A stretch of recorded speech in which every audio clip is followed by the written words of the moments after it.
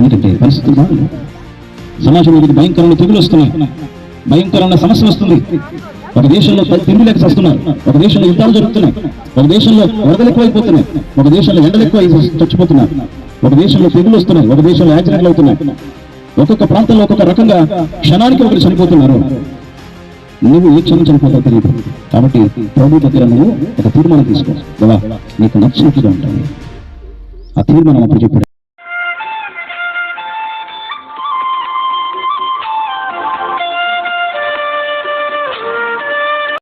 ఎట్లా ఉన్నారంటే లోతైన అనుభవాలకు వెళ్ళట్లేదు, పై భక్తి చేస్తూ దేవునికి ఇష్టం మేము అన్నట్లుగా జీవిస్తున్నారు. హల్లెలూయా. భక్తి జీవితము దేవుడు ఆశపడుతున్నాడు, భక్తుల్ని దేవుడు ప్రేమిస్తున్నాడు. ఎవరైతే దేవుడి మీద ఆనుకుంటారో వారి మీద ఆయన కృప, ఆయన ప్రణాళిక చాలా అత్యద్భుతంగా ఉంటుంది. ఎంతో మంది జీవితంలో సాక్ష్యాలు ఉంటున్నాం మనం. హల్లెలూయా. ఈరోజు ప్రపంచవ్యాప్తంగా సేవ చేస్తున్నటువంటి దైవజనులు అందరి జీవితంలో అనేకమైన పోరాటాలు ఉన్నాయి, అనేకమైన శ్రమలు ఉన్నాయి. ఈసన్న గారు లాంటి గొప్ప గొప్ప భక్తుల జీవితంలో కూడా ఒంటరిగా ఒక రోగముతో బాధపడుతున్న వాడు ఈరోజు ప్రపంచవ్యాప్తంగా హోసన్న మినిస్ట్రీస్ విస్తరింపు జరిగింది. ఎంతో మంది, వందల మంది, వేల మంది సేవకులు మరి తన ప్రార్థన ద్వారా ఈ ప్రపంచానికి యేసు ప్రభువును పరిచయం చేస్తున్నారు, గొప్ప పరిచయం చేస్తున్నారు. కాబట్టి దేవుడు వీరుకుంటారా, మీరు కూడా భక్తిలో కొద్దిగా ఉంటా అంటే ఉపయోగం లేదు, నేను చేస్తుంది గొప్పదే అనుకుంటే ఉపయోగం లేదు. హల్లెలూయా. ఎట్లా ఉండాలంటే మన భక్తి జీవితం అంటే చేస్తే పూర్తిగా చేయాలి. హల్లెలూయా. చేస్తే ఎట్లా ఉండాలట, పూర్తిగా చేయాలి. లేదంటే అంత వదిలిపెట్టేసి మన ఇష్టానుసారంగా బ్రతకాలి. అందుకే అంటాడు ప్రభు, ఉంటే వెచ్చగానే ఉండు, లేదంటే చల్లగానే ఉండు, నిలువెచ్చని స్థితిలో మనము ఆత్మీయుడిగా ఉండకూడదు. లోకంలో మనుషులైతే వాళ్ళ ఇష్టాన్ని చొప్పున బ్రతుకుతారు, వారికి చెప్పేవారు లేరు. ఒక భక్తి తెలియదు, భయం తెలియదు, కాబట్టి వారు ఎట్లయినా బ్రతకచ్చు. వారిలాగా మనం బ్రతుకుతూ ఉపయోగం లేదు. ఒక్కసారి యేసు ప్రభువుని చూసాము, ఆయన మేలు పొందుకున్నాము అంటే ఆయనకి నచ్చినట్లుగా మనం బ్రతకాలి. దేవుడు ఆజ్ఞకు లోబడి బ్రతకాలి. ఆయన ఆలోచన చెప్పిన బ్రతకగలిగితే ఎట్లా ఉంటాడట, పెంట కుప్ప నుంచి దరిద్రం లేపినట్లుగా నిన్ను నీ కుటుంబాన్ని లేపి ఆయన కొరకు వాడుకుంటాడు. అవునా కదా? హల్లెలూయా. పెంట కుప్ప నుంచి దరిద్రం లేపినట్లుగా. మన సమాజంలో డబ్బు ఉన్న వారిని ఒక తీరుగా చూస్తారు, డబ్బు లేని వారిని ఒక తీరుగా చూస్తారు. మీది ఆ కులమని తక్కువ చూస్తారు, నాది ఏ కులమని హెచ్చించుకుంటారు. ఆస్తులు ఉంటే ఒక తీరుగా చూస్తారు, ఆస్తులు లేకపోతే ఒక తీరుగా చూస్తుంటారు. సొంత గృహం ఉంటే ఒక తీరుగా చూస్తారు, సొంత గృహం లేకపోతే ఒక తీరుగా చూస్తారు. అవునా? ఇంట్లో పిల్లలు మాట ఉంటే ఒక తీరుగా చూస్తారు, పిల్లలు బయట ఒక తీరుగా చూస్తారు, పిల్లలు చెడిపోతే ఒక తీరుగా చూస్తారు. ఎవరు చూసేది అని మనిషి. కానీ నా దేవుడు ఏం చేస్తున్నాడు తెలుసా, ఆయనకు మాటకు ఇవ్వబడితే చాలట, ఏం చేశాట, పెంటకు పువ్వు లేవనెత్తి ఆయన కొరకు వాడుకుంటాడు. హల్లెలూయా. ఎంత దరిద్ర స్థితిలో ఉన్నా, ఎంత పనికిరాను అని లోకము హేళన చేసిన ఆయన దృష్టిలో ఉంటే చాలట, మనల్ని అంచెలంచెలుగా లేపి ఉన్నత స్థానంలో కూర్చోబెట్టే శక్తి కలిగిన దేవుడు నా దేవుడు. హల్లెలూయా. యేసోపు జీవితం చూసుకుంటే, దావీదు జీవితం చూసుకుంటే, ఇలాగ భక్తుల జీవితంలో ఎవరి జీవితం చూసుకున్నా అన్ని విడిచిపెట్టిన తర్వాత నా ప్రభు పట్టుకున్నాడు. ఒకరిని గొర్రె కాపుగా ఉన్నవాడిని, ఒకరిని బానిసత్వంలో అమ్మబడినవాడిని ఉన్నతమైన స్థితిలోకి తీసుకెళ్లి ఆయనకి ఈ ప్రపంచానికి ఆయన శక్తిని చూపించాడు. హల్లెలూయా. అయితే నేనేం చెప్పాలనుకుంటున్నా అంటే, మారు మనసు చాలా తప్పకుండా ప్రతి విశ్వాసం ఉండాలి. హల్లెలూయా. దేవుని ద్వారా మారు మనసు ఖచ్చితంగా మనం ఉంటే, ప్రభుత్వం ఉంటే ప్రభులాగానే ఉండాలి. మారితే పూర్తిగా మారాలి. అటు ఇటుగా సగం మారితే ఉపయోగం లేదు. నేను భక్తి చేస్తున్నాను కదా, దేవుని నమ్ముకుని మందిరానికి వస్తున్నాను కదా అనుకుంటే అంతవరకు ఉంటే ఉపయోగం లేదు. నేను నోటి నుంచి వచ్చే మాట, ఈ ప్రవర్తన, ఇతరులు ప్రేమించిన ఆ బుద్ధి, స్వబుద్ధి నీలో ఉంటే ఉపయోగం లేదు. యేసు ప్రభు ఒకటి తీసి ఒకటి చేయకుండా ఉపయోగం. అన్ని చేయాలి, అదే భక్తి. అన్ని చేయాలి, అది మారు మనసు. దేవుడికి నచ్చింది అన్ని చేయాలి. కొంతవరకే చేస్తాను, ఇంకా కొంత వదిలిపెడతాను అంటే మన భక్తిపరులను కాను, అలాగే లోక సంబంధమైన వారము. కాబట్టి చాలా మంది విశ్వాసులు ఎట్లా అనుకుంటారంటే, ఈ తప్పు చేస్తే ఏం కాదు, ఈ చిన్నదే కదా ఏం కాదు అనుకుంటారు. కానీ దేవుని ఉంటారా, చాలా ప్రమాదమైన దేవుడు హెచ్చరిక చేస్తా ఉన్నారు. చాలా ప్రమాదమైన దేవుడు హెచ్చరిక చేస్తాడు. ఒకసారి చూడండి. కొందరు ఆలస్యం ఎంచుకున్నట్లు ప్రభు తన వాగ్దానమును గురించి ఆలస్యం చేయవాడు కాదు, కానీ ఎవడను నచింపవలనని నిశ్చయింపక అందరూ మారు మనసు పొందవలనని కోరుచు మీ ఎడల దీర్ఘశాంతత గలవాడే ఉన్నాడు. అందరి విషయాల్లో మాట్లాడుతున్నారు. కొంతమంది భక్తుల గురించి మాట్లాడలేదు, హల్లెలూయా. కొంతమంది గురించే ఇక్కడ చెప్పట్లేదు, కానీ అందరి గురించి మాట్లాడుతున్నారు. మీరందరూ కూడా మారు మనసు అంటే ఏంటో తెలియాలి మీకు. అసలు దేవుడి ఉద్దేశం ఏంటో తెలియాలి మీకు. దేవుడి ప్రేమ ఏంటో తెలియాలి మీకు. అసలు పరలోక రాజ్యం అంటే ఏంటో తెలియాలి మీకు. దేవుడి సన్నిధి అంటే ఏంటో తెలియాలి మీకు. ఎంతసేపు లోక సంబంధమైన ఆలోచన చొప్పున బ్రతుకుతున్నారు, లోకంలో అన్ని సాధిస్తున్నారు, లోకంలో జీవించేద్దాం అనుకుంటున్నారు. కానీ ఒక రోజు ఉన్నది, తప్పకుండా మరలా ఆయన దగ్గరికి వెళ్ళాల్సిన వారు. నువ్వు నిజంగా ఆయన సన్నిధిలో ఉండగలుగుతావా? హల్లెలూయా. అయితే ఒక రోజు నీకు చిన్న విషయం చెప్తాను. ఒక రోజు ఒక దైవజనుడి గట్ట దేవుడి దర్శనం వచ్చిందట. అయ్యా, పరలోక రాజ్యం వచ్చు నీ సంఘానికి, నీ సంఘములో 100 మంది 1000 మంది ఉన్నారని విర్రవీగకు. దేవుడి గురించిన జ్ఞానం లేదు వారికి. దేవుని మాటలు ఇంకా లోతుగా వెళ్ళట్లేదు వారి హృదయంలోకి. స్వస్థతల కొరకు మేళ్ళ కోసం వస్తూ అది మేలు జరగగానే వెళ్ళిపోయి మర్చిపోతున్నారు. సమాజంలో వారి ఇష్టానుసారంగా బ్రతుకుతున్నారు, రహస్య పాపం చేస్తున్నారు, తాగుతున్నారు, తిరుగుతున్నారు. దేవుడు ఆలయం అంటే తన హృదయం అని తెలియదు వారికి. కాబట్టి వారితో మాట్లాడని దేవుడు ఒక రోజు హెచ్చరిక చేస్తే, ఆ రాత్రి దేవుడు దైవజనుడు ఏం చేస్తున్నాడట, వాక్యం కోసం సిద్ధపడుతున్నాడట. దేవా, రేపు నువ్వేం మాట్లాడాలి, నీ బిడ్డలతో ఏం మాట్లాడాలి ప్రభా, వారికి ఏ వాక్యం చెప్పాలని సిద్ధపడుతుంటే ఒక రాత్రి దేవుడు దర్శనం ఇచ్చి మారు మనసు గురించి చెప్పాలంటే, దేవా ఈ విషయాలు చాలా సార్లు చెప్పాను కదయ్యా, చెప్పి చెప్పి చెప్పి తీసిపోయానయ్యా, వారికి కూడా కామన్ అయిపోయింది. అలాగే ఎట్లుండట, కామన్ అయిపోయిందట. బైబిల్లో చదివాం కదా, ఇంకా కొంత ఆలస్యమని ఎంచుకున్నట్లు ప్రభు వాగ్దానాన్ని అందరూ అనుకుంటున్నారు. దేవుడు వచ్చారు అక్కడ చాలా టైం ఉంది, కొంత చేస్తే తప్పేమీ లేదు, ఈ చిన్న మిస్టేకే కదా, క్షమించు ప్రభు అంటే క్షమించేది కదా, ప్రేమ కలిగిన దేవుడు కదా అని తప్పు మీద తప్పు చూస్తూ దేవుడి సన్నిధికి దూరం అయిపోతున్నారు. అమ్మా కొంచెం జాగ్రత్త, వాక్యం విన్నామని వినటం వల్ల విశ్వాసం పెరుగుతుంది. ఇంత ప్రయాసపడుతున్నాం, కొద్దిసేపు త్వరగా నేను ముగిస్తాను. ఆ దైవజనుడు వాక్యం చేత ఏం మాట్లాడాలో ఆలోచించక బాధపడుతున్నప్పుడు దేవుడు ఒక దర్శనం ఇచ్చినట్ట. ఆ దర్శనం ఏంటయ్యా అంటే, మందిరాలకు వెళ్ళి నీకు హార్ట్ అటాక్ వచ్చి కుప్పగొడిపోయి అని అంటారు. అంటే ఎందుకు ప్రభు అంటే, నేను చెప్పినట్టు చేయనప్పుడు వెళ్ళి అమ్మ మారు మనసు పొందుకోండి. మనలో చాలా మంది దేవుని దగ్గర సరిగ్గా లేరట, లోక సంబంధంగా బ్రతుకుతున్నారట.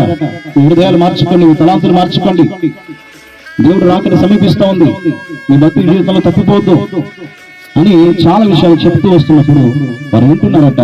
విని చాలా మంది మనలాగానే విని ఉన్నట్లుగా ఉన్నారట, విన్నట్లుగా యాక్షన్ చేస్తున్నారట. అలాగే విన్నట్లుగా చేస్తున్నారట, వినట్లేదట. అసలు ఏం చెప్తున్నా అర్థం కాకుండా ఇలా ప్రసంగం చెప్తూ మైకు బాగానే ఉన్నాయి, సంశిస్తూ బాగానే ఉంది, కూర్చోడానికి చాలా పెద్ద మందిరం, అన్ని బాగానే ఉన్నాయి, విసులుబాటు బాగానే ఉంది, మంచి ఫ్యాన్లు, మంచి కూలర్లు అన్ని అనుకూలంగా ఉన్నాయి, చక్కగా వింటున్నారు అనుకుంటున్నారు. కానీ ఏ ఒక్కరు వినట్లేదట. ప్రభు తనకిచ్చిన దర్శనాన్ని అమలు చేయాలనుకుని సడన్ గా వాక్యం చెప్తూ మైకు కింద తీసి పడిపోయినట్లు చేశాడట. అలాగే పడిపోయి దగ్గర ఒక అర్ధ గంట సేపు లేవలేదట. ప్రభు చెప్పిన వరకు లేవద్దు అనుకుని అట్లే ఉన్నాడట. అందరూ ఒకేసారి మూర్తిని ఆయన దగ్గరికి వచ్చేసారట. అయ్యో సౌకునికి ఏమైంది, దైవజనుడికి ఏమైందని. అంతే కదా, మనం ప్రేమిస్తారు కదా, మన కళ్ళు నుండి ఏం జరిగినా దాన్ని బట్టి మనం రియాక్ట్ అవుతాం కదా. ఆ విధంగా సంఘం అంతా వచ్చి అయ్యో దైవజనుడికి ఏమైంది అంటే ఎవరో చెప్పారట, తన భార్యకి చెప్పాడట, మా దేవుడు ఇట్లా దర్శిస్తున్నాడు, సంఘము మారాలి అంటే ఇగో ఈ పని చేయమని చెప్పాడు, కాబట్టి కొంత వాళ్ళతో చెప్పాలి, కాబట్టి నేను చనిపోయినాను ఆ మాట సంఘానికి చెప్పని చెప్పాడట. ఆమె మొత్తుకుంటూ దైవజనుడికి హార్ట్ అటాక్ వచ్చింది, చనిపోయాడు అనగానే ఆ సంఘం అంతా కూడా ఏడుస్తున్నారట. హల్లెలూయా. సంఘం అంతా కూడా ఏడుస్తున్నారట, బాధపడుతున్నారట. అయ్యో ప్రభువా, ఇంత మంచి దైవజనుని ఇంత తొందరగా తీసుకెళ్ళవా, ఈ సంఘానికి మంచి కాపరిని తీసుకెళ్ళవా, మంచిగా ప్రేమించే ఒక ప్రేమ కలిగిన దైవజనుని తీసుకెళ్ళవా అని అందరూ ఏడుస్తున్నారట, అందరూ బాధపడుతున్నారట. చాలాసేపు అయ్యో ఆయన ఎట్లాంటోడు, ఈయన ఎట్లాంటోడు, ఎంత మంచిగా ఉండేవాడు, మాకు ప్రార్థన చేసేవాడు, మేము పిలిస్తే మా ఇంటికి వచ్చేవాడు, రాత్రి అనక పగలనక మేము ఎన్నిసార్లు ఫోన్ చేసి ఇసుకక మా కోసం ప్రార్థన చేసి మంచి దైవజనుడు, ఎప్పుడు పస్తులు ఉండేవాడు, ఉపవాసాలు ఉండేవాడు, సంఘాన్ని ఇంత చక్కగా నడిపిస్తున్న దైవజనుడు అని వారందరూ కూడా ఏడుస్తూ బాధపడుతున్నప్పుడు ఒక అర్ధగంట తర్వాత లేచాడట. అది లేచి వాక్యము మైక్ తీసుకొని చెప్తున్నాడట, అమ్మా నేను లేను అనగానే ఎంత తల్లడిపోయారు కదా మీరు, నిజంగా నేను ఉంటాను. ఈరోజు దేవుడు మహాకృపను బట్టి బ్రతకాలి, కానీ ఏదో ఒక రోజు చచ్చిపోవాల్సిందే కదా. మీరు మాత్రం చనిపోతారా, చనిపోకుండా ఉంటారా? ఏదో ఒక రోజు వెళ్ళిపోవాల్సిన వాళ్ళమే. సడన్ గా ఈ రోజు ఈ పూట నేను వెళ్ళిపోతే నా పరిస్థితి ఏంటి అని ఒకరికొకరు మీరు గుండె మీద చేసుకోండి. దేవుని దగ్గర ఒక తీర్మానం తీసుకోండి ఈ క్షణమే. ఎందుకంటే పరిస్థితులు బాగున్నాయి, సమాజం మీదకి భయంకరమైన తెగులు వస్తున్నాయి, భయంకరమైన సమస్య వస్తుంది.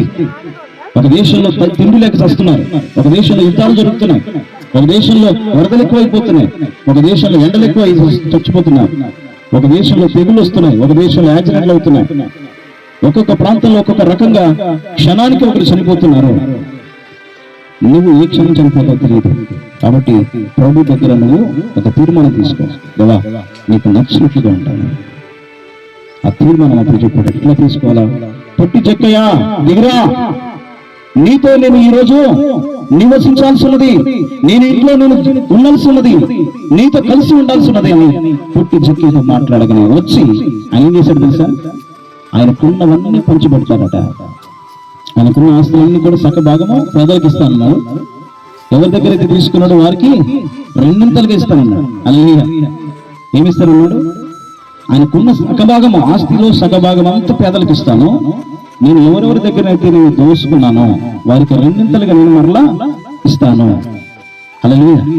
మరలా నేను ఏ పాపం కూడా మరలా చేయను, డబ్బు కోసము ప్రాకులాడను, చేసిన తప్పు మరలా చేయను అని యేసు ప్రభు దగ్గర తీర్మానం తీసుకొని యోగ్యుని కాదు కానీ అందరూ డబ్బు పిచ్చోడు, తీసినారుడు, మూర్ఖుడు, మోసగాడు అని ఎంతమంది తిరిగితున్నా అందరినీ వదిలిపెట్టి నన్ను ఎందుకు ప్రేమించావు ప్రభా?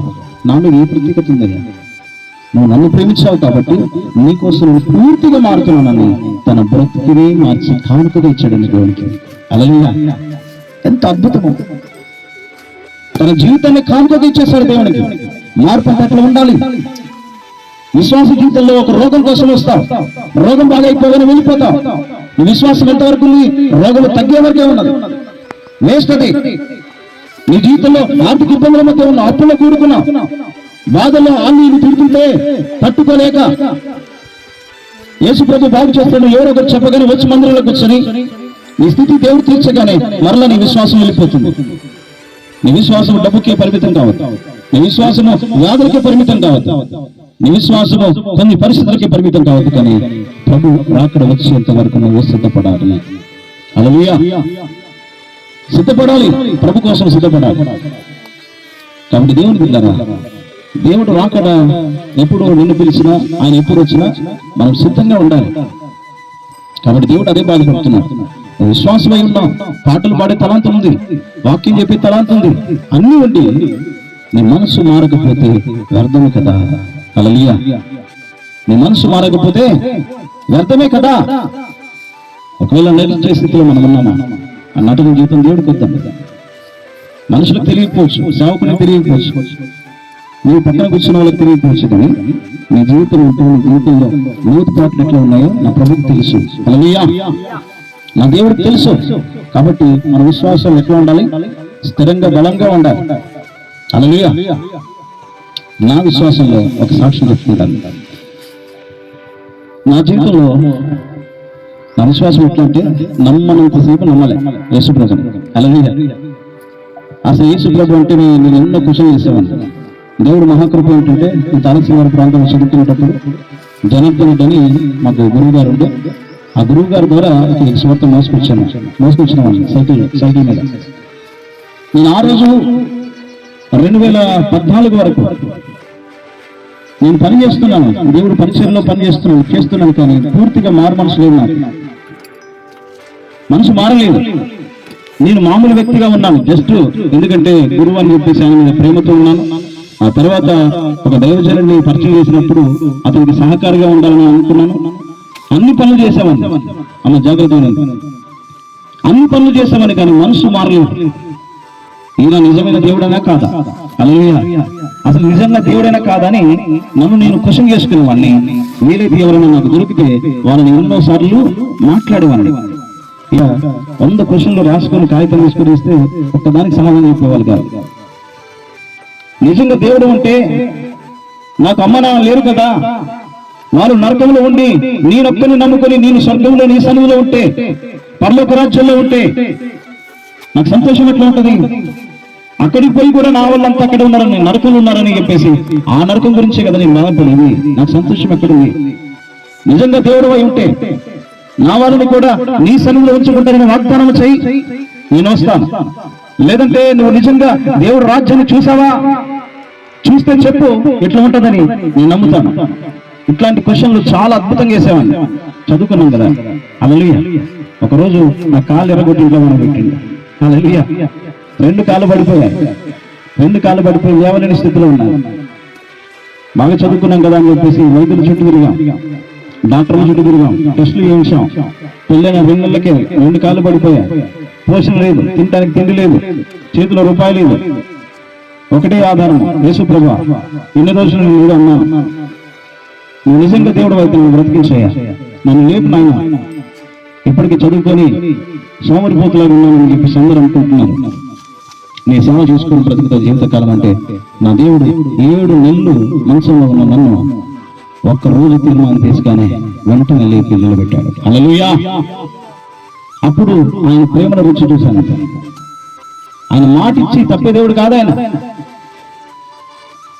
అంతకు ముందు ఏం చేశావనంటే 2014 వరకు రక్షణ పొందుకోలేదు. రక్షణ పొందుకోకుండా అడుగుతున్నాను. ఇంకా అద్భుతం ఏంటంటే ఆ మందిరం నేను లేకపోతే కట్టేది కాదు. నేను ఇప్పటికీ గొప్పగా చెప్తున్న విషయం ఏంటంటే ఆ మందిరం పునాది నుంచి నేను కట్టి వారికి కానుకగా ఇచ్చొచ్చాను. వేల రూపాయలు అప్పు తీసుకొచ్చి నా దేవుడి పని జరగాలి, నాకు ఎందుకు అంత ఆశ పుట్టేది. దగ్గర లేవు, నా యేసయ్య పని జరుగుతుంది ఆగిపోద్దు అని సేవకుడికి సహకరించాలని నా వెనక ముందు ఏం లేకుండా అక్కడ పని చేస్తూ కూడా ఫలం తీస్తున్నప్పుడు నేను కూడా ఎక్కువ వేయాలి ఆశతో అప్పు తీసుకొచ్చి, బాబాయ్ మీ పైసలు నేను తీరుస్తా కానీ దేవుడి పని ఆగిపోద్దని అప్పు తీసుకొచ్చి పైసలు ఇచ్చేసాను మందిరానికి. వేరే వాళ్ళ దగ్గర నేను ఒక పని చేస్తే నాకు ఒక 30,000 వస్తే అవి తీసుకొచ్చి ఇచ్చేసాను. అమ్మా జాగ్రత్తగా.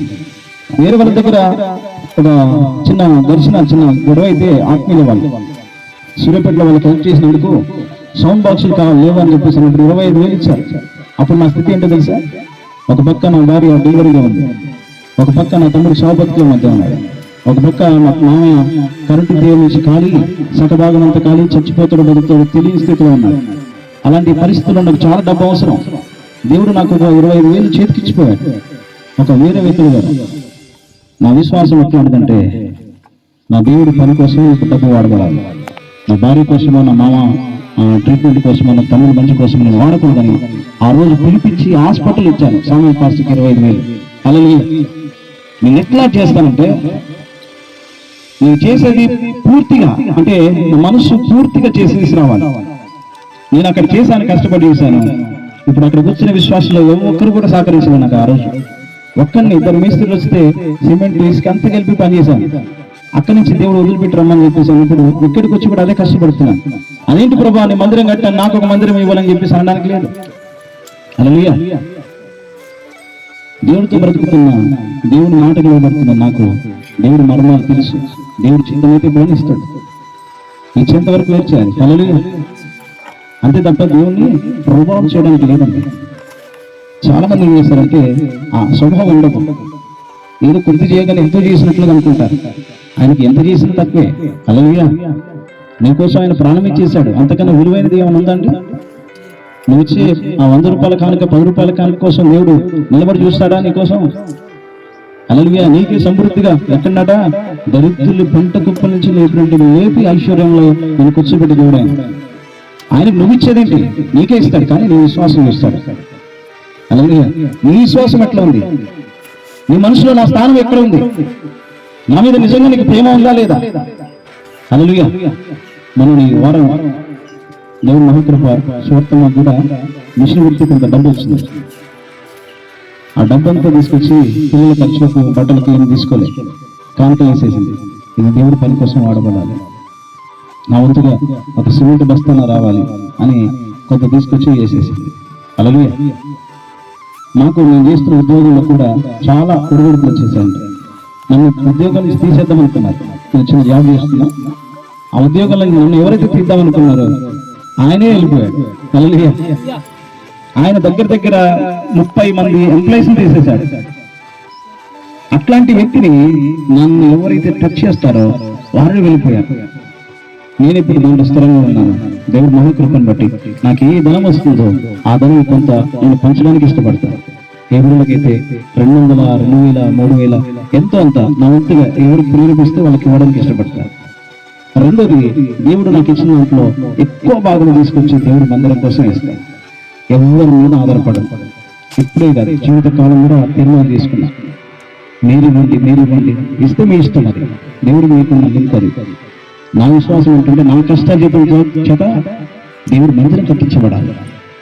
నా ఆశ ఎప్పుడు ఇచ్చినా లేదు ప్రభా అని దేవుడి కోసం సిద్ధపడుతుంటే దేవుడి కృప ఏంటంటే పోయిన వారం జనగామ నుంచి ఈ ఆదివారం ఎట్లయితే పోయిన ఆదివారం ఇక్కడ ఆరాధన చేసుకుని వెళ్ళాం కూడా మందిరం కోసం దేవాన్ని దూరం తిరిగాయా అని చెప్పేసి అన్నీ కూడా ప్రార్థన చేసిన ఇంటికి శ్రీకాంత్ ఒక సహోదరుడు కొత్త ఇల్లు కట్టుకుంటున్నాడట. కొన్ని రేకులు ఉన్నాయి, మంచి తలుపులు ఉన్నాయి, ఒక 6 జతల తలుపులు ఉన్నాయి, 3 దర్వాజాలు ఉన్నాయి, అడ్డబండులు ఉన్నాయి, కింద బండలు ఉన్నాయి. ఇవన్నీ నేను ఇల్లు తీసేసాను, ఇవి నీకు ఉపయోగపడతాయేమో, వచ్చి తీసుకెళ్ళి రవి అని చెప్పేసి ఫోన్ చేశాడు. దేవుడు మహాకృపను బట్టి నేను ఈదులో జాయిన్ అయ్యాను. మా తాత ఇద్దరం కలిసి వెళ్ళి ఆ సమాధికి తీసుకొచ్చి ఇంటికాడ వేసాం. చూడండి, దేవుడి వైపు మనం ఎప్పుడైతే చూస్తామో అది ఇప్పుడు యథార్థ హృదయంతో ఆయనకు నచ్చినట్లుగా మనం ఎప్పుడైతే బ్రతికి తీర్మానం తీసుకుంటామో దేవుడు మన జీవితంలో అద్భుతంగా కలగజేసుకుంటాడు. హల్లెలూయా. ఆశ్చర్య రీతిగా కలగజేస్తున్నాడు. నీకే పరిస్థితి వచ్చినా కావచ్చు, నీకే సమస్య వచ్చినా కావచ్చు, నీవు దేవుడి దగ్గర బ్రతుకుతున్న విధానమును బట్టి అంచెలంచెలుగా లేపడానికి నా దేవుడు ఎప్పుడూ రెడీగా ఉంటాడు. హల్లెలూయా. మా దేవుడు ఎప్పుడు అన్యాయస్తుడు కాదండి. ఆయన కోసం బ్రతకడానికి ఇష్టపడాలి. కాబట్టి మన మారితే ఎట్లా ఉండాలి? పూర్తిగా ఉండాలి, అటు ఇటుగా ఉండదు. కాబట్టి దేవుడి ద్వారా సమస్యలు రేపు నేను తెలియజేసేది ఏంటంటే విశ్వాసంలో పూర్తి స్థాయిలో ఉండాలి. అవునంటే అవునని, కాదంటే కాదన్నట్లుగా ఉండాలి. హల్లెలూయా. నిజాయితీగా ఉండాలి. ప్రభువే మనలో కనిపించే విధంగా ఉండాలి. దేవుడికి అది ఇష్టం అట. హల్లెలూయా. కాబట్టి ఇంకో మాట చూడండి, యోహాను సువార్త 3:15 చూడండి. ఎలాగో ఎత్తునో అలాగే విశ్వసించు ప్రతి వాడు నశింపక ఆయన ద్వారా నిత్య జీవము పొందినట్లు మనిషి కుమారుడు ఎత్తబడును. అలాగే విశ్వసించు ప్రతి వాడు నశింపక ఆయన ద్వారా నిత్య జీవము పొందినట్లు. ఎట్లా అంట? మనము ఈ లోకంలో ఉన్నటువంటి మన సొంత పనులకి లేకపోయినా లోకంలో ఉన్నటువంటి వ్యర్థమైన పనులకి మనం ఆసక్తి చూపిస్తే దేవుడు రాజ్యంలోకి వెళ్ళాలి. ఎవరి ఆలోచన చొప్పున బ్రతికితే వెళ్తాను? దేవుడు ఆలోచన చొప్పున బ్రతుకుతారు. దేవుడికి నచ్చినట్లుగా ఉండాలి, దేవుడితో దగ్గర సంబంధం కలిగి ఉండాలి, ప్రార్థన జీవితం కలిగి ఉండాలి. ఒక విశ్వాసికి లోకంలో మనిషికి చాలా వ్యత్యాసం ఉంటుంది. విశ్వాసికి ఎన్ని పోరాటాలు వచ్చినా భయపడడు, లోకంలో వాడికి ఏ చిన్న పోరాటం వచ్చినా భయపడతాడు. ఎందుకంటే మన దగ్గర సర్వశక్తి కలిగిన దేవుడు ఉన్నాడని నమ్మకం. మనకి ఏ పరిస్థితులు ఉన్నా అట్టడుగు పడిపోయిన మనమైనా వెంటనే లేపగలిగిన దేవుడు మనకు ఉన్నాడన్న ధైర్యం మనకుంది. కానీ లోకంలో మనుషులకు లేదు. హల్లెలూయా. కాబట్టి దేవుని బట్టి నువ్వేం చేయాలట? నువ్వు విశ్వసించాలి, దేవుడి దగ్గర నమ్మకంగా ఉండాలి. ఎవరైతే యేసు ప్రభు ద్వారా నాకు నిత్య జీవం ఉంది, నా దేవుడి ద్వారా మాత్రమే మన రాజ్యంలో బ్రతకగలుగుతాం. ఈ లోక యాత్ర అయిపోయిన తర్వాత, ఈ లోక యాత్ర ముగించిన తర్వాత నా దేవుడు రాజ్యంలో నాకంటూ ఒక స్థానం ఉన్నది అని ఎవరైతే విశ్వసించి నమ్మకంతో ఆయనతో నడవడానికి ఇష్టపడతారో వారి జీవితంలో దేవుడు ఒక ఉన్నతమైన ఆలోచన చేశాడట. హల్లెలూయా. ఏ విధంగా అయితే యేసు ప్రభు ఈ లోకానికి వచ్చేసి మనుషులందరి కొరకు సమస్తాన్ని కూడా జయించి మరలా 3వ రోజు పునరుత్థానుడిగా లేశాడో, కాబట్టి దేవుని బిడ్డలారా మనం ఎట్లా ఉండాలి? విశ్వాసంలో మహిమపరిచే విధంగా ఉండాలి. మన విశ్వాసం ఎవరి మీద ఉండాలి అంటే దేవుడి వైపే, దేవుడి మీదనే, దేవుడితో నడిచే విధంగా ఉండాలి. కానీ మనము అటు ఇటుగా ఉండే స్థితిలో ఉండకూడదు. హల్లెలూయా. అటు ఇటుగా స్థితిలో ఉండకూడదు. దేవుడికి అంత మాత్రం అది ఇష్టం లేదు. అలాగే యోహాను రాసిన పత్రికలో మొదటి అధ్యాయం చూడతాము, 12వ వచనం. మొదటి అధ్యాయం నన్ను ఎందరు అంగీకరించురో వారందరికీ, అనగా తన నామమందు విశ్వాసం ఉంచి వారందరికీ దేవుని పిల్లలగుటకు ఆయన అధికారం అనుగ్రహించెను. హల్లెలూయా. ఏం చేశాడట? ఎంతమంది అంగీకరించారో, ఎంతమంది ఆయన నామమందు విశ్వసించారో, దేవుడాట తన పిల్లలుగా ఉండడానికి అధికారం ఇచ్చేశాడు. హల్లెలూయా. నీకు అధికారం ఇచ్చేశాడు. ఆయన పిల్లలుగా ఉండే అధికారము నీకు ఇచ్చాడంటే నువ్వు ఎంత జాగ్రత్తగా ఉండాలి, ఎంత విశ్వాసంలో ఉండాలి, ఎంత నమ్మకంగా ఉండాలి. దేవుని దగ్గర తీర్మానం తీసుకొని మొదటి దినాల్లో ఏ విధంగా అయితే విశ్వాసం చూపించాడు, ఆ విశ్వాసం అట కడ వరకు ఉండాలంట. హల్లెలూయా. దేవుని దగ్గర ఏ తీర్మానం అయితే తీసుకొని మొదటిగా ఆ జీవితాన్ని మారిస్తే నీకోసం నేను జీవిస్తాను ప్రభాని ఒక తీర్మానం తీసుకున్నావు కదా, ఆ తీర్మానం చివరి వరకు ఉండాలంట. నేను ఒక మాట చెప్తాను. అపోస్తలులు ఉన్నారు కదా, యేసు ప్రభు ఇష్టపడి 12 మందిని ఏర్పాటు చేసుకుంటే ఆ 12 మంది కూడా ఏం చేశారు తెలుసా? యేసు ప్రభుని సిలువేస్తున్నప్పుడు, యేసు ప్రభుని కొడుతున్నప్పుడు, యేసు ప్రభును అవమానిస్తున్నప్పుడు, నిందలేస్తున్నప్పుడు యేసు ప్రభుతో ఒక్కరు లేరు. హల్లెలూయా. యేసు ప్రభుతో ఒక్కరు లేరు. మరలా యేసు ప్రభుని సిలువ వేసిన తర్వాత వీళ్ళు వెళ్ళి వారి ఉపాధి వారు చేసుకోవడానికి ఇష్టపడ్డారు. వారి దూరంలో మరలా ఇప్పుతున్నారు. వాళ్ళు ఓడల దగ్గరికి వెళ్ళేసి మరలా చేపలు పట్టుకొని వ్యాపారం చేసుకోవడానికి వెళ్ళిపోయారు. మరలా జీవనోపాధి వైపు వాళ్ళ ఆలోచనలు వెళ్ళిపోయారు. కానీ యేసు ప్రభు ఆయన చెప్పినట్లుగా 3వ రోజు తిరిగి లేచిన తర్వాత నా బిడ్డలు ఎక్కడ ఉన్నారని వెతుక్కుంటూ వాళ్ళ దగ్గరికి వెళ్ళి వాళ్ళతో మాట్లాడి, అయ్యా రాత్రంతా మీరు ప్రయాసపడ్డారు కదా, ఇదిగో కుడివైపుకు వెళ్ళి కొంచెం లోతులో దూరం వేయండి అన్నప్పుడు వారందరూ అనుకున్నారట, మేము రాత్రంతా ప్రయాసపడ్డాము, రాత్రంతా వేసి అలసిపోయాము, ఒక్క చేప కూడా పడలేదు. దీనికేం తెలుసు? దీనికేం ఎక్స్పీరియన్స్ ఉంది? మాకు చెరువు తెలుసు, చెరువులో ఏ చేపలు ఉంటాయో తెలుసు, ఏ మూలకేస్తే పడతాయో మాకు తెలుసు, నీకేం తెలుసు అని చెప్పేసి అనుకున్నారేమో. కానీ నా యేసు ప్రభు మాటకు లోబడ్డారు. లోబడి దోణిలోకి కొంచెం లోతుకు వెళ్ళి ఆయన చెప్పినట్లుగా కుడిపక్కకు దోణి వేశారట. దోణి విస్తారమైన చేపలతో నిండి బయటకు వచ్చేసింది. హల్లెలూయా. విస్తారమైన చేపలు పడ్డాయి. వారు చేపల వైపు చూడలేదు, కానీ ఈ దోణిలో ఉన్నది ఎవరో కాదు, మనతో మాట్లాడి అద్భుతాలు, ఆశ్చర్య కార్యాలు, సూచక్రియలు, చనిపోయిన వారిని లేపిన వాడు, రోగులు స్వస్థపరిచిన వాడు, ఆ నజరేయుడు యేసే మరలా మనల్ని వెతుక్కుంటూ వచ్చాడు కదా, ఆ ప్రభువే మనతో ఉన్నాడు కదా అని ఆ ప్రభు వైపు చూసి చేపలు వదిలిపెట్టి, దోణి వదిలిపెట్టేసి, ఆ వలను వదిలిపెట్టేసి దేవుని వదిలించారట. హల్లెలూయా. చేపల కోసం కష్టపడ్డవారు, చేపలు పడితే వారికి ఉపాధిలో ఆలోచించిన వాళ్ళు చేపలు విస్తారంగా పడ్డాయి. పడ్డ చేపల వైపు చూడలేదు, కానీ ఎవరి వైపు చూశారట? యేసు ప్రభు వైపు చూశారట. హల్లెలూయా. మామూలు వ్యక్తి కాదు, అసాధారణమైన వ్యక్తి కాదు,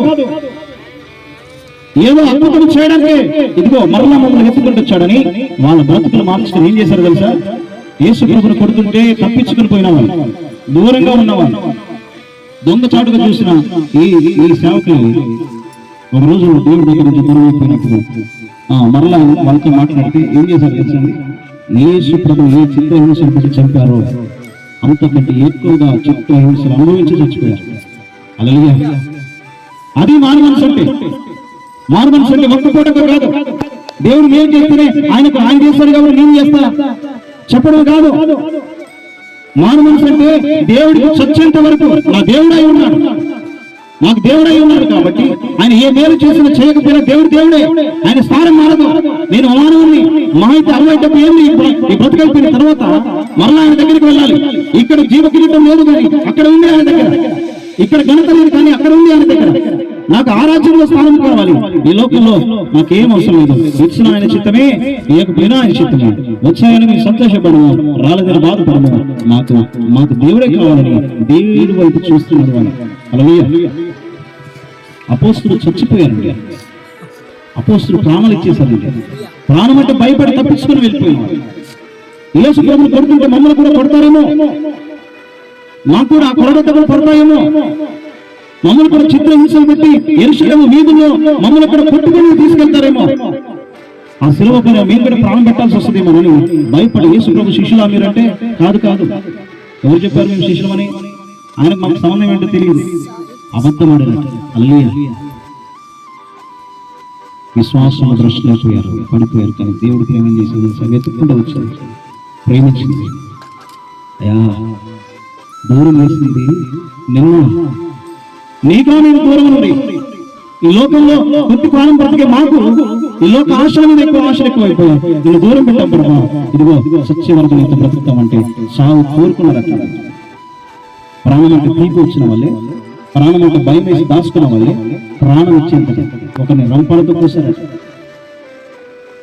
ఏళ్ళు కటింగ్ లాంటి అట్లా పెట్టి చితకగొట్టారు. ఒంటి మీద చర్మము కోడిని కిందేసి తెస్తారు కదండి, కోడి అట్లా కోడి చర్మం వేగినట్లుగా ఒంటి మీద చర్మం వేస్తుంటే దేవానికి స్తోత్రమయ్యా, ఈ ధన్యత మాకు ఇచ్చావయ్యా అని దేవునికి స్తోత్రం అని చెప్పి ప్రాణాలు చేశారు. అంతగా దేవునికి ఎత్తుకుని వెళ్ళారు. నీ విశ్వాసం నా విశ్వాసం ఎట్లా ఉంది? ఇంట్లో సరిగ్గా కూర లేకపోతేనే విశ్వాసం వెళ్ళిపోతుంది. సరైన బట్టలు లేకపోతేనే విశ్వాసం వెళ్ళిపోతుంది. సరైన ఫుడ్ లేకపోతే విశ్వాసం వెళ్ళిపోతుంది. ఎక్కడుంది నీ విశ్వాసం? నిజంగా దేవుడి వైపు చూడగలిగితే ఈ లోకంలో నువ్వు ఏం ఆశించావు? అపొస్తలులు అట్లే చేశారు. ఎక్కడ చచ్చిపోతాం, ఎక్కడ కొడతారు, ఎందుకు మాకు ఈ శ్రమ, ఎందుకు మాకు ఇష్టమైంది, మళ్ళీ వెళ్ళి మేమేదో చేపలు పట్టుకొని బ్రతుకుతాంలే అని చెప్పేసి వెళ్ళిపోయారు. కానీ దేవుడు మనలో మాట్లాడితే వాళ్ళ తనువుని చేసినట్టుగా దేవుడి కోసం ఆలోచపడతారు. అలాగే మన విశ్వాసం అంటే ఎట్లా ఉండాలట? దేవుడి మీదనే ఉండాలంట. అటు ఇటుగా ఉంటే ఉపయోగం లేదు. ప్రియ సోదరి సోదరుడు, మీకు చెప్పేది ఏంటంటే ప్రేమతో విశ్వాసం అంటే దేవుడి మీద ఉంచండి. కొంత లోకంలో కొంత దేవుడి మీద ఉంటే దేవుడికి ఇష్టం లేదు. పై మనుషులు మనం పై రూపంలో చూస్తాం, కానీ దేవుడు అంతరంగా చూస్తుంది. దేవుడు నీకు స్థితి ఏంటో తెలుసు. నీ మీద కక్ష కాదు ఆయనకి, నీ మీద ఏదో ఇష్టం లేక కాదు. ఈ చిన్న పోరాటం తీసుకొస్తే నువ్వు నిజంగా ఉంటావా, నీ విశ్వాసాలు పడిపోతావా? ఏ భక్తుని జీవితంలో పోరాటం వచ్చాయి, పోరాటం రాకుండా లేదు. నేను దూరం పెట్టడానికి దేవుడు నీ మీదకి శ్రమలు పంపించలేదు. దేవుడికి ఇంకా దగ్గరైపోతావని శ్రమలు పంపించాడు. శ్రమలు బట్టి నువ్వు దూరం అయిపోతే ఉపయోగం ఏంటి? సృష్టికర్త దేవుడు నేను ఇంతగా ప్రేమిస్తున్నాడు. ఎంతగా అంటే అధికారం ఇచ్చేసాడు. నా బిడ్డను కొడుకు నా కనుగుడును ఉంటున్నాడు. అలాగే నా పిల్లలకి ఆకలితో మడిపోతుంటే ఊరుకుంటాను, అలా బట్టలు లేకుంటుంటే ఊరుకుంటాను చెప్పండి. వాళ్ళకి ఏదైనా కావాలి కాదు, నా దావలు ఉంటే పెట్టుకుంటూ ఉంటాను. ఉన్నా లేకున్నా అడుక్కొచ్చాను పెట్టేంత ప్రేమ ఉండేదన్నా? లోక సంబంధమైన తండ్రికి ఎంత ఉంటే భూమిని ఆకాశాన్ని కలగజేసి నీకు తల్లిదండ్రులుగా ఉన్న వారిని కూడా కలగజేసిన ఆయన నిన్నేం తల్లి ప్రేమిస్తుంటే నీకేం ఇవ్వడం? మనం మొదటిగా చదువుకున్నాం కదా, పెంట కుప్పల నుంచి దరిద్రుల పైకి లేకి దిగాను. కానీ నీ విశ్వాసం అక్కడ, నీ విశ్వాసం ఆయన అంటే ఆయన ఏదని ఇస్తాడు. డాడీ నాకు డాడీ అంటే ఏదని ఇస్తాను నా బిడ్డలకి అని ముక్కు గారుతున్నా, డాడీ నాకు ఐస్ క్రీమ్ కావాలంటే ఇస్తా. ఎందుకంటే వాడు ప్రేమతో అడుగుతున్నాడు. అలాగే మరి సర్దిలు వేస్తారు, తెలుసు కూడా ఏం చేస్తాడు, ఇస్తా. పోనీలే బిడ్డకి ఇప్పుడు కాబట్టి తగ్గిద్దిలే అనుకుంటాను. నా మీద ఆధారపడకపోతే ఏం చేస్తా? హల్లెలూయా. కాబట్టి దేవుడు బిడ్డ నీ విశ్వాసం ఎట్లా ఉండాలి అంటే దేవుడు వైపు ఉండాలి. దేవుడు ఈ రోజు కూడా నేను ఎవరి మీద ఆధారపడలేదు. ఆ రోజు నుంచి ఈ రోజు వరకు మందిరం కట్టాను, ఎంతో సహకరించాను, ప్రభు రమ్మంటూ వచ్చాను. ఆ చిన్న ఇంట్లో మా మామ ఇంట్లో పంపించాను. కొన్ని రోజులు నడిచారు. ఎన్నో నిందలు వచ్చాయి, ఎన్నో మాటలు అన్నారు. దేవానికి చిత్తం అనుకున్నాను. ఎందుకంటే ప్రభువులోకి వచ్చిన తర్వాత మారు మనసు అనేది లోకానికి తెలియాలి. అలాగే ఇప్పుడు నేను ఎన్ని నీతులు చెప్పేసి బయటికి వెళ్ళి నా ఇష్టం వచ్చినట్టు బ్రతికితే అర్థం ఉంటుంది. దేవుడి దృష్టిలో ప్రధాన పాపం నేను. అలాగే దేవుడి దృష్టిలో ప్రధాన పాపం నేను. తర్వాత సంఘం మీద ఎఫెక్ట్ పడుతుంది. కాబట్టి నేను ఎప్పుడైనా ఏ సేవకులైనా తీసుకోవడానికి ఇష్టపడతాను, కానీ నేను ఇవ్వడానికి ఇష్టపడతాను. అలాగే ఎప్పుడు ఇవ్వడంలో ఆశీర్వాదం ఉంది. ఒకరి కష్టార్జితం తీసుకుంటున్నాము అంటే ఖచ్చితంగా వాళ్ళ చెమట చుక్కలకి మనము ప్రతిఫలం చూపించాలి. అలాగే ఊరికి తీసుకొని ఇష్టానుసారంగా వాడుకుంటే ఉపయోగం లేదు. నీకు ఎంత అవసరమో, నేను ఈ రోజు కూడా అతిశయం కాదు, నాకు విస్తారమైన అన్నీ ఉంటాయి, కానీ ఈ రోజు కూడా మేము ఆర్భాటాలకు పోగానే మా దగ్గర బంధువులు ఎవరైనా చుట్టాలు వస్తే, గెస్టులు వస్తే వాళ్ళకి సన్నదం పెడితే మేము దుబ్బుడు ఏం తింటాం. వచ్చి ప్రతి రూపాయలు కూడా ప్రభు కోసమే ఖర్చు పెట్టాలి. నేను స్వార్థం అంటున్నాను. ఇవన్నీ ఇంతగా ఉంటే ఉపయోగం లేదు. ఇంతగా చచ్చే వరకు ఇట్లా ఉంటాను. అలా చచ్చే వరకు ఇట్లా ఉంటాయి. ఎందుకంటే నా దేవుడు ఈ లోక సంబంధమైన వాటిని ఆశపడలేదు. నేను ఏ రోజు ఆశపడను. ఈ షర్ట్లు ఎక్కడ తీసుకుంటా చూసాను. గొప్ప సేవకులు చెప్తే గొప్పగా చెప్పుకుంటారు, కానీ నేను ఎక్కడో మామూలుగా ఎక్కడో తక్కువ రేట్లు 100-150 రూపాయలు దొరికి షర్ట్లు తీసుకుంటాను. ఇప్పటికీ మామూలుగానే ఉంటాను. నాకు నెల కింద 25-30 వేలు వస్తాయి. దేవుడు మహాకృపను బట్టి నేను చేస్తున్న ఉద్యోగంలో దేవుడు ఇస్తున్నది, కానీ ఏ ఒక్క రూపాయి కూడా రూమ్ రెంట్లకి, పిల్లల ఫీజులకు తప్ప ప్రతి రూపాయి కూడా పొదుపుగా ఖర్చు పెట్టి జాగ్రత్తగా చూసుకొని మందిరం కట్టబడాలి. ఆ కష్టాతీతంగా మామూలుగా నా గురించి కాదు తెలుసు. ఈ ఊళ్ళో మాకు సొంత ఇల్లు లేదు. మామూలు దగ్గర పెరిగింది. ఎవరికైనా ఇల్లు ఉన్నది అంటే, స్థలం ఉంది అంటే ఎవరికైనా ఇల్లు కట్టుకున్న ఆశ. చాలా మంది సేవకులకి స్థలము ఎవరో విశ్వాసం ఇవ్వాలని చూస్తారు, స్థానికులు విశ్వాసం ఇవ్వాలని చూస్తారు. నా ఆశ అట్లా కాదు.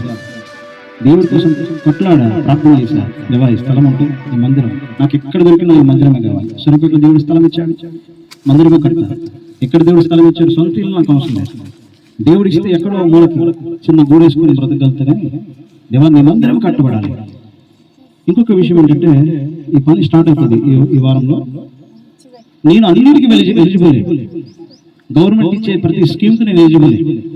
ఎందుకంటే ఇల్లు లేని వాళ్ళలో మొట్టమొదటి ఉండేవాడిని నేను. ఇల్లు తల్లిదండ్రులు లేని వాళ్ళలో మొట్టమొదటి ఉండేవాడిని నేను. దరిద్ర జాబితాలో మొట్టమొదటి ఉండేవాళ్ళని నేను. గవర్నమెంట్ ఏ పథకం ఇచ్చినా మొట్టమొదటికి నాకే ఇవ్వాలి. కానీ ప్రభు దగ్గర ఒక తీర్మానం తీసుకున్నా, దేవా నేను ఆగనా, నీ పని చేయను, నా దగ్గర కొంత ధనం ఉంది అంటే నీ ఏ పథకాల కొరకు చూడలేదు, నా పని కావాలి, త్వరగా పని స్టార్ట్ చేయాలి. నా కారు డబ్బుతో, ఎందుకంటే 5 లక్షలు ఇస్తానంటే ఎవరికి అవసరం ఉండదు. నాకు 5 లక్షలు ఇట్లా అవసరం లేదు. చిన్న రూమ్ షెల్టర్ వేసుకుని సరిపోతుంది. దేవుడి కోసం బ్రతుకుతున్నాము. దేవుడికి మహిమ రావాలి, దేవుడికి ఘనత రావాలి. ఎవరిదండి? ఏ రోజు గొప్పగా చెప్పుకోవడానికి నాకు ఇప్పుడు ఇష్టం అనిపించింది. నేను ఎందుకు చెప్తానంటే, మీ విశ్వాసం కూడా బలంగా ఉండండి. దేవుడు ఈ లోకంలో ఏదైతే విడిచిపెట్టుకుంటున్నావో పరలోకంలో ఆయన రెట్టింపిస్తాడు. అంత మాత్రమే కాదు, ఈ లోకంలో కూడా నేను ఉన్నత స్థానంలో ఉంచకపోతే ఆయన మన దేవుడు కాదు. హల్లెలూయా. నీ విశ్వాసం ఎట్లా ఉండాలంటే, నా దేవుడి కోసం నేను ఇది ఇస్తున్నాను, నా కోసం దేవుడు ఏదైనా ఇస్తాడు అనుకుంటే ఏదైనా ఇస్తాడు. నేను సూర్యాపేటకి వెళ్ళినప్పుడు నా దగ్గర 500 రూపాయలు చేసుకోవడానికి పని లేదు. ఎక్కడో సుధార్ పనికి వెళ్ళేవాళ్ళం. అక్కడిక్కడ పోయి పిల్లలు, చిన్న పిల్లలు వాళ్ళ పోషణ కోసం ఏదో తీసుకొచ్చి పెట్టేవాళ్ళు. దేవుడు మహాకృప, ఒక పని దొరికింది. ఆ పనిలో నమ్మకం చేశాను. 10,000 జీతం ఇచ్చాడు. ఆ తర్వాత 15 పెరిగింది, తర్వాత 20 పెరిగింది, 25 పెరిగింది. అట్లా దేవుడు సేవ కోసం నాకు ఎవరి దగ్గరికి పోయి చేయి చాపనయ్యా, నాకు ఇబ్బందిగా ఉంటుంది ప్రభా. సంఘం దగ్గర చేయి చాపను, బయట వాళ్ళ దగ్గర చేయి చాపను. నేను పని చేసుకునే ఓపిక నాకు ఇవ్వడానికి సాయం చేయ ప్రభా అంటే దేవుడు తన కృపను తెరిచి ఇచ్చిన అవకాశం ఇచ్చింది. సూర్యాపేటలో ప్రార్థన స్టార్ట్ చేసినప్పుడు అందరూ వెళ్ళగొడుతున్నారు. వాళ్ళ ఇంట్లో జరుగుతుంటే పోలీసు వాళ్ళ భార్యలు వచ్చేవాళ్ళు, కానిస్టేబుల్ భార్యలు వచ్చేవాళ్ళు, ముస్లింలు వచ్చేవాళ్ళు. 15 మంది 20 మంది మారుతుంటే అక్కడ సాతాను గారు ఏదో రకంగా సేవకులను ప్రేరేపించి అక్కడ ప్రార్థన పెట్టుకుని జరగబడితే బాధపడుతున్నప్పుడు సూర్యాపేటలో ఒక స్థలం చూపించాడు. అక్కడికి వెళ్ళి ప్రార్థన చేశాను. దేవుడు మహాకృపను బట్టి అక్కడ పిల్లలు వేశాను. హల్లెలూయా. గొప్పల కోసం అని చెప్పట్లేదు, కానీ దేవుడి కోసం ఆధారపడాలి, దేవుడి కోసం జీవించాలి. బ్రతికితే లోకంలో బ్రతకాలి, లేదంటే యేసు ప్రభుత్వంలో బ్రతకాలి. నా యేసు ప్రభు మేలు చేసే దేవుడే, కీడు చేయడు అనుకుంటే యేసు ప్రభుని పట్టుకోండి, నడవండి, మీ చరిత్ర మారకపోతాడు. హల్లెలూయా. ఇప్పుడు నా బిడ్డలకు కూడా ఉన్నతమైన చదువులు చదువుకోవాలి, నాకు ఎప్పుడు ఆశ లేదు. జ్ఞానం కోసం చదువుకోవాలి, కానీ నా ప్రభు పని చేయాలి. హల్లెలూయా. ఎందుకంటే అంత గొప్ప దేవుడు. నేను ఏది కావాలో, ఏది ఎప్పుడు ఏదైతే కావాలో, ఏటి వాటన్నిటిని నెరవేర్చే దేవుడు ఆయన ఒక్కడే ఉన్నాడు, ఏ లోకంలో పరలోకంలో. హల్లెలూయా. కాబట్టి మన విశ్వాసం ఎట్లా ఉండాలట? స్థిరంగా ఉండాలి, ఆయన మీద ఆధారపడి ఉండాలి. ఏమంటున్నాడు చూడండి, నన్ను ఎందరు అంగీకరించరు వారందరికీ, అనగా తన నామమందు విశ్వాసం ఉంచు వారందరికీ దేవుని పిల్లల గుట్టకు ఆయన అధికారము అనుగ్రహించను. హల్లెలూయా. మనం ఎవరు మాట? ఇప్పుడు దేవుని పిల్లలము, దేవుని పిల్లలము. కాబట్టి దేవుని బిడ్డరా, ఆయన మనకి ఏది కూడా కొదవ చేయడు, తక్కువ చేయడు. ఏ పరిస్థితుల్లో దేవుడి మీద ఆధారపడండి, దేవుడు అద్భుతం చేస్తాడు. ఎవరితో తప్పు చేస్తున్నా తెలుపు. అయితే పాపము ఎంత భయంకరమైనదో చూడండి, పాపం ఎంత డేంజర్ చూడండి. అది నిప్పులాగా ఉంటుందట. నిప్పు అది ఎక్కడైనా దాచుకోగలుగుతాము? దాచుకుంటే దాగుతుంది. అది ఇంట్లో పెట్టుకోవడానికి లేదు, మనం ఫ్యాక్టరీలో పెట్టుకోవడానికి, బ్యాగులు పెట్టుకోవడానికి లేదు. అది చాలా డేంజర్. పాపము చాలా డేంజర్. కానీ లోకంలో ప్రతి మనిషి మహా అయితే కొంతకాలము ఓపిక పడతారండి. కానీ స్త్రీలైన పురుషులైనా కొంత అంటే అవకాశము దొరకనంత సేపు నీతిమంతులుగా ఉంటారు. అవకాశం దొరికితే పాడైపోయి, చెడిపోయి, చెదిరిపోయి, అపవాదికి వారసులైపోయి. నేనేమంటానంటే, అసలు ఎక్కడ కూడా మన జీవితాన్ని సరిగ్గా నడిపించుకోగలిగిన ఒకే ఒకరు ఎవరయ్యా అంటే యేసు ప్రభువు. దేవుని నిత్యము ఆయన ప్రార్థన ఉంటుంది. మన జీవితంలో ప్రార్థన రూపం ఉంటుంది, ఒక భయం ఉంటుంది, ఒక భక్తి ఉంటుంది. నా దేవుడు రోషం కలిగిన దేవుడు. ఆయన పరిశుద్ధుడు కనుక నేను పరిశుద్ధంగా ఉండాలి, ఆయన నీతిమంతుడు కనుక నేను నీతిగా ఉండాలి. కాబట్టి నా విశ్వాసాన్ని చెడగొట్టుకోవద్దని ప్రతి ఒక్కరు కూడా ఆలోచిస్తారు. కాబట్టి దేవుడి సన్నిధిలో బ్రతకడం ఆశమాశ కాదండి. హల్లెలూయా. అంత నీతిగా బ్రతకాలి, అంత నిశ్చాయితీగా ఉండాలి. బ్రతుకులు మార్చేది దేవుడి సన్నిధి. కానీ దేవుడి సన్నిధి అంటేనే ఇష్టం ఉండదు. చాలా మందికి దేవుడి సన్నిధిలో కూర్చొని కూడా లోకల్ చేసే పనులన్నీ చేస్తుంటారు. కానీ ఆ టెస్ట్ జరిగినప్పుడు ఎట్లా తెలుస్తుంది? ఎక్కడో వృద్ధాప్యంలో నా తల్లికి టెస్ట్ చేసి తెలిసిపోయింది తప్పు చేసింది. ఎప్పుడు ఆ వయసులో, ఆమెకి 50-60 సంవత్సరాలు ఉంటాయి, ఆ వయసులో తప్పు చేసిందని తెలిసిపోయింది. అంటే లోకంలో మనుషులకు తెలియదు, అది రహస్యం ఉంటుందేమో, కానీ దేవుడికి అన్ని తెలుసు. అలాగే దేవుడికి మరుగైనదంటే ఏది లేదు. కాబట్టి ఇప్పుడు ఎవరు ప్రత్యేకించబడిన బిడ్డలము, మనము దేవుని పిల్లలుగా ఉండటకు మనకు అధికారం ఇచ్చాడు. అధికారం ఇచ్చాడు. పరలోక రాజ్యపు వారసులము మనం, దేవుని బిడ్డలము మనం. ఈ లోకంలో భూస్వామి కొడుకులనే గొప్పగా చూస్తాం, ఒక ఎమ్మెల్యే కొడుకునే గొప్పగా చూస్తాం, ఒక సర్పంచ్ కొడుకునే గొప్పగా చూస్తాం. నీవు నేను సర్వశక్తి కలిగిన దేవుని బిడ్డలము. సిగ్గుపడద్దు, తలదించుకొని రావద్దు. నా దేవుడు శక్తి కలిగిన దేవుడు, దరిద్రుని పండగ నుంచి లేప దేవుడు. నా దేవుడు నువ్వు చూస్తుండు, ఒక రోజు తప్పకుండా నీ ఎదుటే నన్ను లేపుతాడు అని ఛాలెంజ్ చేయాలి. ఆ విశ్వాసం కావాలి. ఇక్కడ గట్టిగా ఉండి అసలుపై పడిపోయే విశ్వాసం ఎందుకు? గంట 2 గంటలు ఉండే విశ్వాసం ఎందుకు? యేసు ప్రభువును ప్రవడ దెబ్బలతో కొడుతుంటే తప్పించకపోయే విశ్వాసం ఎందుకు? దేవుడు మేలు వెనకాల మేలు చేస్తున్నప్పుడే దేవుడిగా గ్రహిస్తావు. ఒక్క మేలు చేస్తే ఆ మేలు పట్టుకొని జీవించడానికి ఇష్టపడతా. దేవుడు ఆశపడేది ఏంటంటే నిన్ను వారసుడిగా చేస్తాడు. ఎక్కడ తెలుసా? పరలోక రాజ్యపు వారసుడు.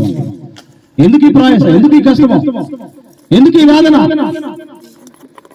ఎంత గట్టిగా చెప్పినా మొదట చెప్పాను కదా. అందుకే దానికి ఏం చెప్పనిగా అంటే చచ్చిపో ఒకసారి అన్నాడు దేవుడు. ప్రసంగం చేసేటప్పుడు చచ్చిపోయినట్టు చేశాడు. చేసి భార్యకి చెప్పాడట, అమ్మా దేవుడికి చెప్పాలనుకున్నాడు, నువ్వు సంఘానికి చెప్పు సేవకుడు చనిపోయాడు. చెప్పిన తర్వాత సంఘం అంతా బొబ్బులు పెట్టి ఏడుస్తున్నాడు. అయ్యో మంచి దైవజనుడు, మంచి ప్రేమ కలిగిన దైవజనుడు, చక్కని వాక్యం చెప్పేవాడు, ప్రార్థన చేసేవాడు, రాత్రి పగలనక మా కోసం కష్టపడేవాడు, పిలిస్తే మా ఇంటికి పరిగెత్తుకుని వచ్చేవాడు. అయ్యో చనిపోయావయ్యా అని చెప్పేసి అందరు ఏడుస్తుంటున్నట.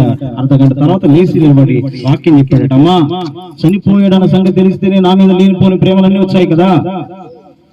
ఈ రోజు ఈ క్షణమే నేను అడిగితే ఎవరు స్థిరంగా ఉంటామని గ్యారంటీ లేదు. చనిపోతే నెక్స్ట్ నువ్వు ఎక్కడ ఉంటావు అంటే అప్పుడు అందరూ ఆలోచిస్తున్నారు. కాబట్టి మారు మనసు పొందుకో. మారు మనసు అంటే ఏదో గంట సేపు కోసమో లేకపోతే స్వస్థత కోసం వచ్చేది కాదు. అది స్థిరంగా ఉండాలట, స్థిరంగా ఉండాలట. నీ జీవితంలో నష్టం వచ్చినా, కష్టం వచ్చినా, ఆశీర్వాదాలు వచ్చినా దీన్ని బట్టి డంబాలు పోదు. ఏం లేదని చెప్పి భయపడదు. షడ్నక మేషకు ఏం చేశారు? ఆయన దేవుడే, మాకు దేవుడు రక్షణ, దేవుడే రక్షించకపోయినా దేవుడే. మా ప్రాణాలు పోయిన మేము దేవుడికి వ్యతిరేకమైన పని చేయము. చంపితే చంపుకోండి అంటే తీసుకెళ్లి మలమల కాలుతున్న అగ్నిగుండంలో వేసేసారట. వేసిన వారిని రక్షించి తీసుకొచ్చాడు. దేవుడికి తెలీదా ఎప్పుడు ఏది ఇవ్వాలో? నువ్వు బలహీనరాలు అని తెలిసే ప్రతి విషయంలో నేను బలపరచడానికి చిన్న చిన్నటి కాడ కాళ్ళ నొప్పి వచ్చిందంటే కాళ్ళని బాగా చేసి, తలనొప్పి వచ్చిందంటే తలను బాగా చేసి, కుటుంబ సమస్య అంటే కుటుంబాన్ని బాగా చేసి, నాకు అది లేదయ్యా అంటే అది ఇచ్చి, ఇది లేదయ్యా ఇది ఇచ్చి, ఎన్ని రోజులు ఇచ్చుకుంటూ పోతావు? నీ మనసు ఎక్కడ ఉంది? నీ హృదయం నిజంగా దేవుడి వైపు ఉందా? ఇచ్చే కానుకల వైపు, లేకపోతే ఇచ్చే మేలుల వైపు చూస్తున్నావా? దేవుడు ఆశపడి ఏంటి? ఒక కార్యం చేశాడంటే నా దేవుడు ఇంత గొప్ప దేవుడా. మనుషులకు చెప్తేనే టైం పడుతుంది, అప్పటికితేనే చాలా టైం తీసుకుంటారు. వెనక ముందు పిలుస్తారు, అసలు తీరుస్తాడా తీరుస్తాడా ఎగదింగుతాడా నా రకాలుగా ఆలోచించే మనుషుల దగ్గరనే టైం పడుతుంది కదా. నా దేవుడు అయ్యా ఈ వ్యాధితో బాధపడుతున్నాయి అంటే వెంటనే బాగా చేసాడింది అంటే నన్ను ఎంతగా ప్రేమిస్తున్నాడా అంతవేమో నేను ఆశ. మనం అట్లా ఏం చేయాలి? దీని వల్ల ఇంకోటి అడుగుతాను ఏంది? గవర్నమెంట్ పథకాలు ఇచ్చినట్లుగా మాకు అన్ని ఫ్రీ కావాలి బాబా, కానీ నీ నీతి వద్దు, నీ రాజ్యం వద్దు, నీ పరలోక రాజ్యం వద్దు. దేవుడు ఆశపడి దేవుడు పరలోక రాజ్యంలో నేను వాసుడిగా పెట్టాడమ్మా. ఫస్ట్ వాటి వైపు చూడాలి మనం. ఈ లోకంలో ఏది కావాలో అది ఇవ్వలేడా దేవుడు? అందుకే దేవుడు మాదిరిగా నన్ను ఎక్కడ పెట్టాడు. ఏ స్వార్థం లేకుండా చేస్తున్నారు. స్థలాలు ఉంటే ఇల్లు కట్టుకుంటారు, మందిరానికి ఇవ్వరు. హల్లెలూయా. సొంత ఇల్లు కావాలి మాకు. సొంత ఇల్లు ఉంటే గౌరవం, సొంత ఇల్లు ఉంటే ప్రెస్టేజ్. ఈ ఊళ్ళో పెరిగాం, ఈ ఊళ్ళో ఉన్నాం, ఒక సొంత ఇల్లు అంటే గౌరవం ఉంటుంది అని చెప్పేసి ఇంట్లో నుంచి గంటి వేస్తే ఏడ్చుకుంటూ వచ్చి మందిరం కావాలి ప్రభావ, నువ్వు మందిరం కట్టబడాలి, మందిరంలో ఆరాధన జరగాలని ఆశపడ్డాం. అందరికీ ఉంటుంది, మాదిరిగా పెట్టాడు. మీరు మారకపోతే దేవుడి దగ్గర మనము భ్రష్టులం అయిపోతాం. మార్పు కావాలి. మారాలంటే అక్కడ కొద్దిసేపు ఇక్కడికి వచ్చేది కాదు, పూర్తిగా మారాలి. మార్పు దేవుడు కోరుకుంటున్నాడు. ఆ మారితే దేవుడి రాజ్యంలో మనకి స్థానం ఉంటుంది. ఆయన పిల్లలు, మనం పిల్లల మాట మనం హల్లెలూయా. ఆయన పిల్లల మాట. ఈ లోకంలో ఒక ఎమ్మెల్యే కొడుకు వస్తే ఇంకా గౌరవిస్తాం, మనం సర్పంచ్ కొడుకులకి ఎంత గౌరవిస్తాం? లేదంటే ఆస్తి పరులకు, లేదంటే పెద్ద బిల్డింగ్ కట్టుకుని కొడుకు వస్తున్నాడు ఎంత గౌరవిస్తాం? ఆ కొడుకు వచ్చి మన కొడుకులతో దోస్తానం చేస్తే ఎంత ప్రేమిస్తాం? అబ్బా అంత గొప్ప కొడుకు వచ్చి నా కొడుకు ప్రేమతో మాట్లాడుతున్నాడంటే ఎంత గౌరవంగా చూస్తాం. మనము నువ్వు నేను తగ్గించుకోవడానికి లేదు, మనం దేవుడి వారసులము. నీకు ఏది కావాలంటే అది ఇస్తాడు, నీకు ఏది కావాలో అది ఇస్తాడు. హల్లెలూయా. కాబట్టి చిన్న ప్రార్థన చేసుకుని కళ్ళు మూసుకోండి.